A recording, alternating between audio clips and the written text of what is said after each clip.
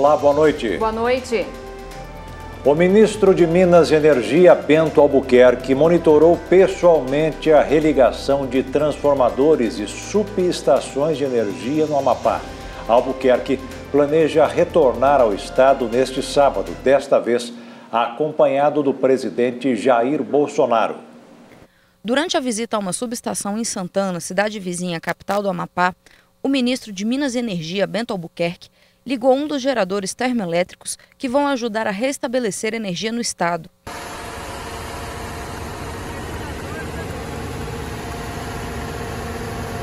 Os 47 geradores foram encaminhados ao Amapá no início da semana e estão sendo ligados aos poucos. Além disso, para garantir a eletricidade no estado, a Agência Nacional de Energia Elétrica autorizou nesta sexta-feira o funcionamento de 2 usinas termoelétricas em Macapá.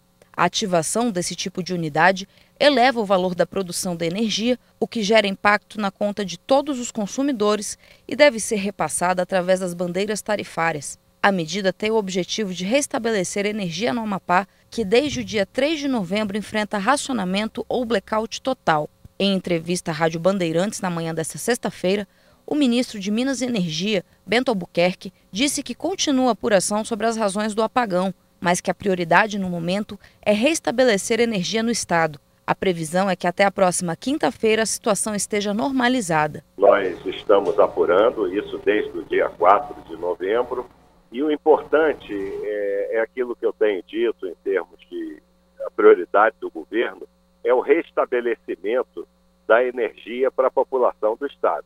E isso está sendo feito hoje, por exemplo, sexta-feira, 100% da carga do estado está sendo atendida em face das ações que foram tomadas não só pela empresa, que é a transmissora de energia, mas também outras ações emergenciais lançadas pelo governo federal, que permitiu que a geração termoelétrica também voltasse à operação, mais uma unidade geradora de uma usina hidrelétrica aqui do estado voltasse a fornecer energia, ou seja, todas essas ações estão sendo feitas para a retomada. E a apuração da causa e também das responsabilidades e também do planejamento energético para o Amapá, isso tudo está sendo realizado e em pouco tempo nós poderemos apresentar à sociedade as conclusões dessas apurações. Atendendo o recurso do governo federal, o presidente do Tribunal Regional Federal da Primeira Região derrubou a decisão da Justiça do Amapá que determinava o afastamento dos diretores da ANEEL e do ONS. Os responsáveis ainda não foram determinados. E nós estamos falando de dirigentes que têm mandatos, né, um de uma autarquia, que é a Agência Nacional de Energia Elétrica, e o outro que é o Operador Nacional do Sistema, que é responsável pela garantia do abastecimento de energia em todo o país. Então, nós estamos falando de um sistema robusto e complexo e não pode se ficar acéfalo, ou seja, sem direção, sem comando. Isso aí, a meu ver, é uma decisão equivocada. O governo federal já recorreu e estamos aguardando o resultado com tranquilidade. E a pandemia já causou ao governo federal gastos de 471 bilhões de reais. O valor representa 82% do orçamento liberado através de medidas provisórias. Os maiores custos são do auxílio emergencial para trabalhadores informais e famílias de baixa renda. Em seguida, auxílio a estados e municípios, e o restante da verba foi liberada para as cotas de fundos garantidores de operações e crédito, benefício emergencial de manutenção do emprego e da renda, produção de medicamentos e estruturação da saúde contra o coronavírus. Os dados estão no site do Ministério da Economia. E o presidente Jair Bolsonaro disse hoje que o voto impresso deve ser realidade já em 2022. A declaração foi feita a apoiadores no Palácio da Alvorada. Ontem, em uma transmissão pelas redes sociais, o presidente acusou a França de ser um entrave para o prosseguimento do acordo entre Mercosul e União Europeia. O acordo entre os dois blocos, fechado no ano passado após 20 anos de negociações, ainda não foi ratificado por vários países europeus devido à preocupação com os efeitos no meio ambiente. E a França é um concorrente nosso em commodities. O grande problema nosso, Augusto, você sabe disso, para a gente avançar no acordo da União Europeia com o Mercosul é exatamente na França. Nós estamos fazendo o possível, mas a França, em defesa própria, né, ela nos atrapalha tocante a isso aí. O tom das críticas à gestão ambiental do Brasil subiu desde a chegada de Bolsonaro ao poder, com a multiplicação dos incêndios e o aumento do desmatamento em áreas protegidas, principalmente na Amazônia. Nesta semana, o presidente ameaçou revelar uma lista de países críticos à política ambiental brasileira, mas que comprariam madeira extraída de maneira ilegal no Brasil. Na quinta, no entanto, declarou que não culparia países, mas sim empresas, e que constam da lista empresas francesas. Ele não citou nomes. As análises iniciais do Instituto Geral de Perícias do Rio Grande do Sul apontaram para a possibilidade de asfixia como causa da morte do homem negro espancado nesta quinta-feira em um supermercado de Porto Alegre. Ainda estão previstos outros exames laboratoriais que devem ser concluídos nos próximos dias. A morte de João Alberto Silveira Freitas, de 40 anos, espancado por seguranças brancos após uma discussão em uma unidade do Carrefour, provocou indignação em todo o Brasil nesta sexta-feira, dia da Consciência Negra. O governador do Rio Grande do Sul, Eduardo Leite, se pronunciou em uma rede social e disse estar indignado com o excesso de violência durante o episódio. Em uma publicação no Twitter, o político destacou que o Dia da Consciência Negra deveria ser de celebração das políticas públicas e avanço na luta por igualdade racial, mas nos deparamos com cenas de excesso de violência que levaram à morte de João Alberto Silveira Freitas, de 40 anos. O homem foi espancado por 2 seguranças em uma unidade do supermercado Carrefour de Porto Alegre. A Polícia Militar do Rio Grande do Sul disse que o homem havia ameaçado uma funcionária do supermercado, que chamou a segurança. João Alberto perdeu a consciência durante as agressões e morreu no local, enquanto os médicos tentavam reanimá-lo. Os 2 seguranças foram presos. Um deles foi identificado como um membro da polícia que trabalhava meio período no supermercado. Em nota, a subsidiária brasileira do Carrefour lamentou a morte brutal de Silveira Freitas e prometeu tomar as medidas cabíveis para responsabilizar os envolvidos no caso, além de romper com a empresa de segurança que empregava os agressores. Protestos antirracistas foram registrados hoje em várias capitais brasileiras após a morte de João Alberto Silveira Freitas. Em Porto Alegre, os manifestantes fizeram um ato em frente ao Carrefour, onde João Alberto foi assassinado. No Rio de Janeiro e em Brasília, manifestantes entraram em unidades da rede de supermercado. Em São Paulo, houve depredação em uma das lojas. Os manifestantes entraram no estabelecimento e atearam fogo em alguns produtos. Seguranças do Carrefour usaram extintores para apagar o fogo e fecharam a loja com clientes dentro para evitar novos tumultos. A polícia interviu e fechou parte da rua Pamplona para dispersar os manifestantes. A ONU Brasil divulgou uma nota dizendo que a morte de João Alberto foi um ato que evidencia as diversas dimensões do racismo e as desigualdades encontradas na estrutura social brasileira. Ao lembrar que no país, de cada 100 assassinatos, 65 são de pessoas negras, a organização pediu urgência no debate de todos os agentes da sociedade para o fim da discriminação racial no país. A ONU classificou o espancamento e morte de João Alberto de um ato cruel e afirmou que vidas negras importam e não podem ser deixadas para trás. E no Dia da Consciência Negra, vamos destacar um dado do IBGE que aponta que mais de 55% dos brasileiros se identificam como negros no país. Apesar disso, o racismo ainda é grande em todas as esferas. Vamos acompanhar a história de 2 jovens negras que lutam para brilhar no mundo da moda. As baianas Glória Maria e Shirley Pita sonhavam com as passarelas desde crianças. Mas as jovens negras hesitaram em buscar esse objetivo em um Brasil que luta para se reconhecer. Este ano, o sonho virou realidade nas passarelas de uma São Paulo Fashion Week mais inclusiva. Se você vai desfilar e você quer estar no São Paulo Fashion Week, aqui, a partir desta edição que já está acontecendo, a gente determinou uma regra que 50% dos castings tem que ser de corpos racializados. Mas para brilhar nas passarelas, elas precisaram passar por cima do preconceito e de suas próprias expectativas. Então, assim, para eu me enxergar como uma pessoa bonita, uma pessoa existente, foi complicado, porque o que eu me via na televisão eram sempre coisas que eu nunca fui. Aos 21 anos, Shirley já ilustrou páginas da Vogue, Elle e Marie Claire. Glória Maria, de 17 anos, realiza o sonho de viver como modelo e espera que outras jovens possam seguir este caminho. Foi isso que eu fiz. Eu descobri que eu queria ser modelo e eu fui atrás. Então eu espero inspirar outras pessoas, outras mulheres negras, a ir atrás do sonho delas.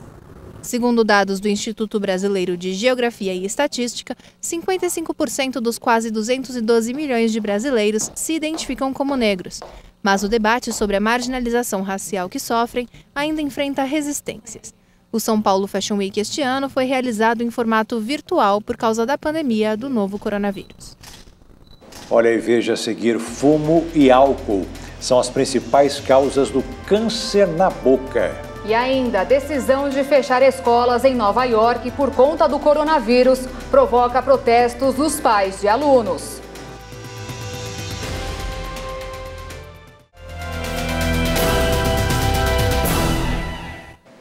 A decisão do prefeito de Nova York de fechar escolas por conta da segunda onda de coronavírus provocou protestos de pais de alunos. Eles querem a manutenção das aulas presenciais, já que as academias e restaurantes permanecem abertos. 1.800 escolas públicas estão sob ameaça diante da alta dos contágios pelo novo coronavírus. Dezenas de pais de alunos se reuniram na Prefeitura de Nova York para entregar uma petição com mais de 13 mil assinaturas, que exige que as escolas sejam consideradas um serviço essencial e fiquem abertas. Como a taxa de testes positivos nessas instituições é muito pequena e as academias, lanchonetes e restaurantes continuam abertos, muitos pais estão insatisfeitos. A Prefeitura lembra que houve um acordo para o fechamento com o Sindicato dos Professores se houvesse na cidade mais de 3% de testes positivos durante 7 dias. As escolas nova-iorquinas foram fechadas no dia 16 de março, quando a cidade se tornou o epicentro nacional da pandemia até o fim do ano letivo em junho. Mas em setembro, Nova York foi a única grande cidade do país que reabriu as escolas, ainda que com um mês de atraso para poder instalar medidas de segurança necessárias com o Sindicato dos Professores. Na ocasião, alguns pais assinaram uma petição para manter as escolas fechadas e muitos alunos optaram por aulas 100% remotas. Apenas 300 mil alunos aceitaram um modelo híbrido. A taxa de testes positivo de Nova York ainda é baixa em comparação com outros estados do país, mas aumentou em relação ao verão passado, quando pairava em torno de 1%. Alguns especialistas acreditam que a medida para fechar escolas é correta e que deve ser seguida da proibição de comer dentro de bares e restaurantes. E a Califórnia determinou ontem um toque de recolher entre as 10 horas da noite e 5 da manhã em grande parte do estado para tentar frear o rápido aumento de casos de Covid-19. O anúncio foi feito pelo governador Gavin Newsom e a medida vai entrar em vigor no sábado à noite e vai permanecer até 21 de dezembro. As próximas semanas foram classificadas como cruciais pelo democrata no combate ao novo coronavírus. O toque de recolher vai ser aplicado em condados que estão no nível roxo, o mais restritivo, o que se aplica a 94% da população do estado, incluindo Los Angeles e San Diego. De acordo com as autoridades, os casos de Covid-19 aumentaram 50% na Califórnia durante a primeira semana de novembro, levantando temores de que os hospitais das áreas mais afetadas entrem em colapso. Os Estados Unidos são o país mais afetado pela pandemia, com mais de 251 mil mortes e mais de 11,6 milhões de casos notificados, segundo a contagem da Universidade Johns Hopkins. O estado americano da Geórgia terminou a recontagem dos votos e os resultados confirmam a vitória de Biden. O democrata se manifestou mais uma vez diante da recusa de Trump de aceitar a derrota. O presidente eleito dos Estados Unidos, Joe Biden, criticou o fato de o presidente Donald Trump se recusar a aceitar a derrota na eleição. Deixe-me escolher as palavras. Os americanos estão testemunhando uma irresponsabilidade incrível. Mensagens incrivelmente prejudiciais enviadas ao resto do mundo sobre como a democracia funciona. Trump alega, sem apresentar provas, que houve fraude na eleição. O estado americano da Geórgia terminou nesta quinta-feira a recontagem manual de todos os votos da eleição presidencial e os resultados confirmam a vitória do candidato democrata Joe Biden. A confirmação torna Biden o primeiro candidato democrata à presidência a vencer no estado sulista americano em quase 3 décadas. Um dos tipos de câncer com maior incidência em Mato Grosso do Sul é o de boca. O fumo e o álcool são as principais causas da doença. Feridas e manchas esbranquiçadas ou avermelhadas que não cicatrizam podem ser câncer de boca e devem ser avaliadas por um dentista com especialização em estomatologia. Existem inúmeras doenças que se manifestam primeiro na boca e aí são doenças do corpo no geral. E algumas doenças que são exclusivamente de cavidade oral. E eu, como dentista, a gente no consultório faz uma biópsia, consegue estabelecer um plano de tratamento para o paciente. O câncer de boca é o 6º tipo mais comum entre as mulheres com mais de 40 anos e o 4º entre os homens. 95% dos pacientes fazem consumo de álcool e cigarro. É prevenção. Não fumar, não beber, exposição solar também, porque o lábio inferior fica exposto ao sol direto e as pessoas têm pouco hábito de usar protetor solar, principalmente homem. Homem não passa protetor solar. O tratamento é oferecido de graça pelo SUS. O caminho são as unidades básicas de saúde e as UPAs. Se o dentista suspeitar de câncer de boca, encaminha o paciente para o especialista no SEM. O que os dentistas observam é que muita gente não procura tratamento por vergonha do profissional, o que é muito grave, porque assim como os outros tipos de câncer, quanto mais o tempo passa, menores são as chances de cura. Qualquer alteração, qualquer diferença, mancha, uma feridinha que não está cicatrizando, procure um cirurgião dentista, que ele, se olhar, se ver que é alguma coisa diferente do comum, vai encaminhar para um especialista para fazer o diagnóstico. E veja a seguir informações importantes na live do Missionário Soares.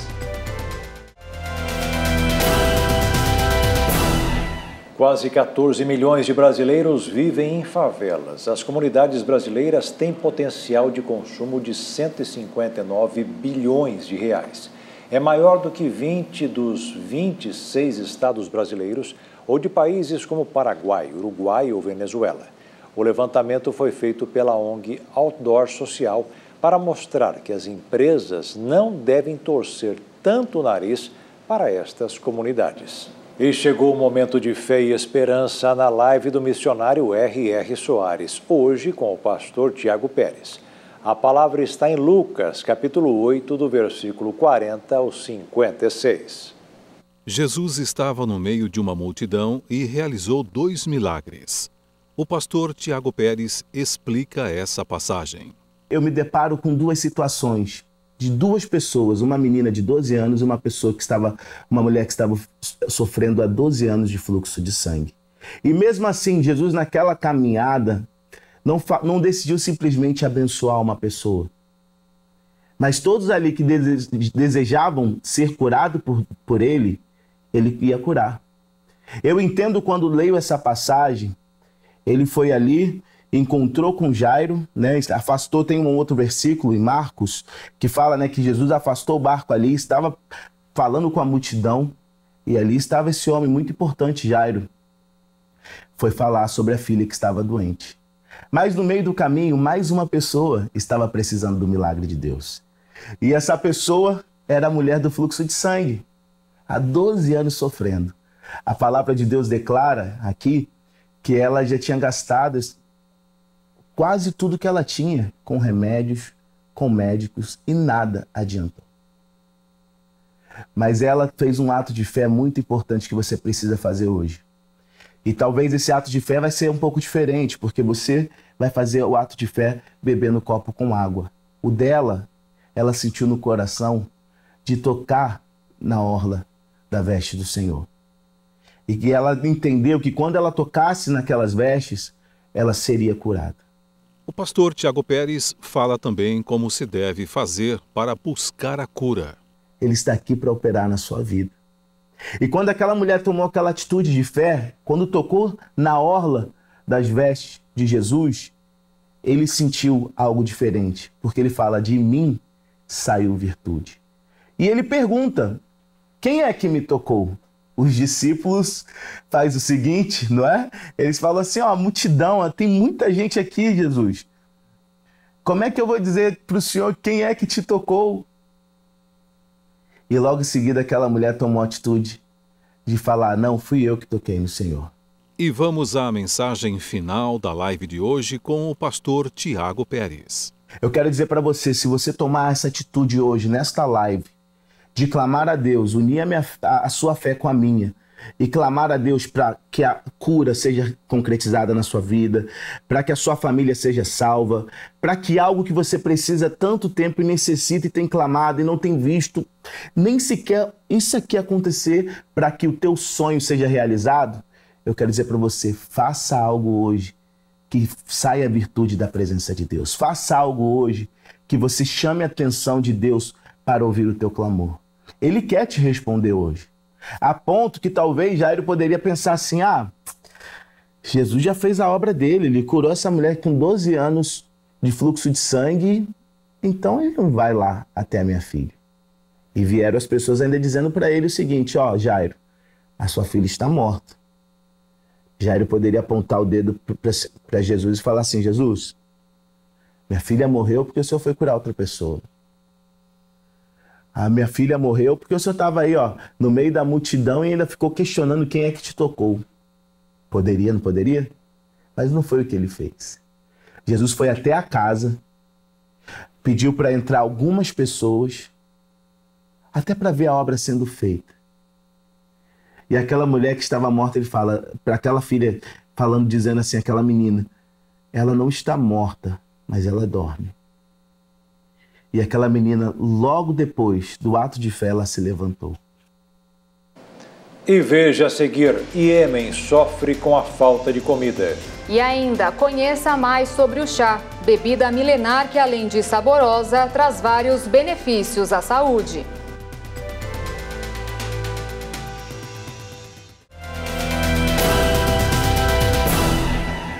O Iêmen está em perigo iminente de sofrer a pior fome que o mundo já conheceu em décadas. A advertência foi feita pelo chefe das Nações Unidas nesta sexta-feira. A declaração foi feita no momento em que os Estados Unidos cogitam incluir os rebeldes Houthis em sua lista de organizações terroristas, o que complicaria ainda mais a entrega de ajuda humanitária no Iêmen. Na ausência de uma ação imediata, milhões de vidas podem ser perdidas, enfatizou Guterres. Como motivos para uma maior ameaça de fome, Guterres fala de uma redução drástica no financiamento da ajuda coordenada pela ONU, a instabilidade da moeda iemenita e o obstáculo colocado pelos rebeldes para ajudar trabalhadores da região. O país, localizado na Península da Arábia, é um dos mais pobres do mundo e sofre as consequências de um conflito armado. Se os Estados Unidos incluírem rebeldes iemenitas em sua lista, vai ficar mais difícil a gestão dos impostos, o uso do sistema bancário, o pagamento de pessoal médico, a compra de alimentos e de combustível. E quem é que não gosta de tomar um chazinho no fim da tarde ou mesmo pela manhã? Que não seja o chá de cadeira, o resto a qualquer hora do dia ou da noite. É verdade, essa bebida, além de ser milenária, é muito saborosa e traz muitos benefícios para a nossa saúde. Acompanhe na reportagem. Consumidos quente ou frio, os chás têm caído cada vez mais no gosto das pessoas.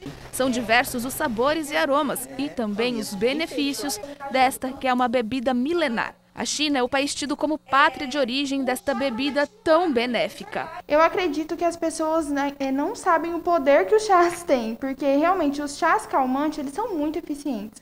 Chazinho de camomila, cidreira, o mulungu, que não é muito conhecido, eles são calmantes, inclusive pode ser tomado de manhã Para quem está muito ansioso, já começar o dia com esses chazinhos ajuda bastante. Agora, na hora de escolher qual o melhor chá, a nutricionista lembra que na hora de consumir, o produto a granel é a melhor escolha. Chazinhos de folhas, frutos, eles não precisam ser fervidos, eles são só feitos por infusão. É onde você coloca a água quente e abafa. Quando a água começar a ferver, você desliga, coloca a erva e abafa. Chás como cascas e raízes, tipo gengibre e canela, eles são feitos por decocção, que é ferver. Aí você ferve de 5 a 10 minutos a raiz, que daí vai liberar os compostos. É recomendado, sempre que possível, comprar chá a granel, porque o chá a granel, ele mantém a erva mais intacta, os benefícios mais intactos. Os chazinhos de saquinho, eles são produzidos em larga escala, então eles são mais triturados,